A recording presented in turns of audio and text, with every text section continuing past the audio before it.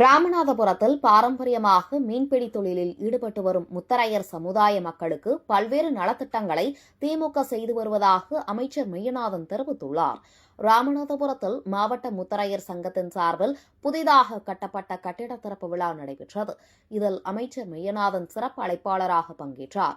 அதன் பின்னர் பேசிய அவர், ராமநாதபுரம் மாவட்டம் பகுதியில் பாரம்பரியமாக மீன்பிடி தொழிலில் ஈடுபட்டு வரும் முத்தரையர் சமூக மக்களுக்கு திமுக அரசு பல்வேறு நலத்திட்டங்களை வழங்கி வருவதாக கூறினார்.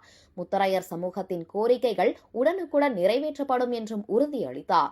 இந்த நிகழ்வில் முன்னாள் அமைச்சர் அன்வர் ராஜா, சட்டமன்ற உறுப்பினர் காதர் பாட்ஷா, முத்துராமலிங்கம், அதிமுக மாவட்ட செயலாளர் முனியசாமி, காங்கிரஸ் மாவட்ட தலைவர் ராஜாராம் பாண்டியன் உள்ளிட்டோர் பங்கேற்றனர். அதேபோல எந்த அடிப்படையில் ஏதாவது ஒரு பாதிப்புகள் ஏற்பட்டாலும் அதனை எங்களிடத்தில் சொன்னால் அதனை உடனடியாக முதலமைச்சரும் துணை முதலமைச்சருடைய கவனத்துக்கு கொண்டு சென்று நிறைவேற்றக்கூடிய திட்டங்களை விரைந்து நிறைவேற்றி இந்த மக்களுடைய வளர்ச்சிக்கு துணை நிற்போம் என்பதை நான் மகிழ்ச்சியோடு தெரிவித்துக் கொண்டு மீண்டும் மீண்டும் நான் உங்களுக்கு சொல்கிறேன், இந்த வரலாற்று சிறப்பு வாய்ந்த இந்த கட்டிடம் ஆசத்தோடு அழைத்திருக்கின்ற நீங்கள் தருகின்ற